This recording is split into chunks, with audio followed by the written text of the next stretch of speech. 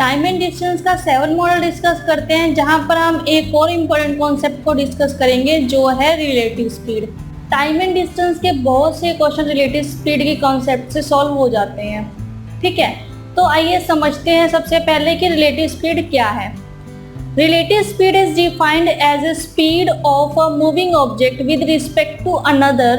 When two objects are moving in the same direction, relative speed is called as their difference. ठीक है, relative speed है किसी दूसरे object के संबंध में रिलेटिव स्पीड को एक मूविंग ऑब्जेक्ट के रूप में डिफाइन किया गया है। तो जब दो ऑब्जेक्ट्स सेम डायरेक्शन में मूव कर रहे होते हैं तो रिलेटिव स्पीड की कैलकुलेशन उनके डिफरेंस के रूप में की जाती है।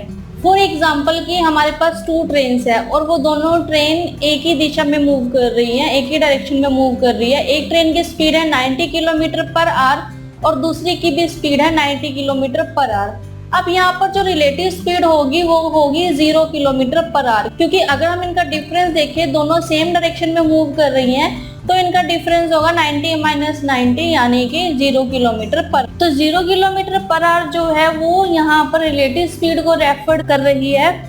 तो हमारे पास यहाँ पर जो रिलेटिव स्पीड है उसके 2 पॉसिबल केस बनते हैं। एक तो when two objects are running in opposite direction with speed s1 and s2 respectively, then relative speed s1 plus s2 sum of the speed।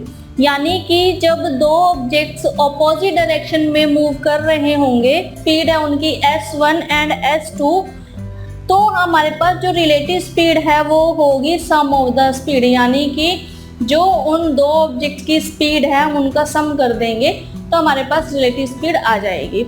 ठीक है, और दूसरा केस है यहाँ पे when two objects are running in same direction with speed s1 and s2 respectively, then relative speed is equal to s1 difference s2, तो difference of the speed।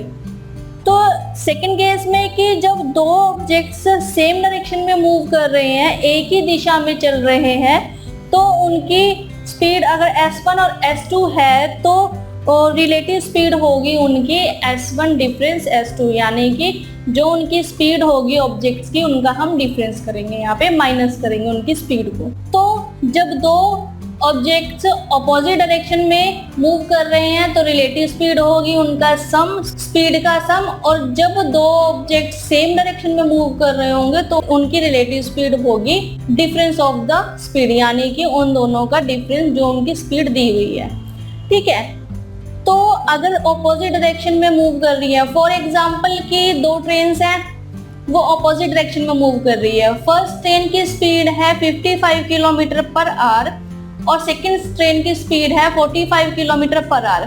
तो अगर हम इनकी रिलेटिव स्पीड देखें तो अभी ऑपोजिट डायरेक्शन में move कर रही हैं, तो फर्स्ट की 55 किलोमीटर पर आवर है प्लस सेकंड की 45 किलोमीटर पर आवर है, तो इनकी रिलेटिव स्पीड होगी 55 + 45 यानी कि 100 किलोमीटर पर आवर। ऐसे ही फॉर एग्जांपल कि अगर 2 ट्रेन सेम डायरेक्शन में मूव कर रही है और फर्स्ट ट्रेन की स्पीड है, सेम एग्जांपल लेते हैं, 55 किलोमीटर पर आवर और सेकंड ट्रेन की स्पीड है 45 किलोमीटर पर आवर, तो इनकी रिलेटिव स्पीड क्या होगी? रिलेटिव स्पीड होगी फर्स्ट ट्रेन की 55 kilometre our minus second train की 45 किलोमीटर पर आवर, यानी कि जो रिलेटिव स्पीड हुई वो हुई 10 किलोमीटर पर आवर। तो जब भी दो ऑब्जेक्ट सेम टाइम पर, चाहे वो अपोजिट डायरेक्शन में और चाहे वो सेम डायरेक्शन में मूव कर रहे होंगे, तो हम रिलेटिव स्पीड को कंसीडर करेंगे, ना कि जो उनकी इंडिविजुअल स्पीड है उसे कंसीडर करेंगे।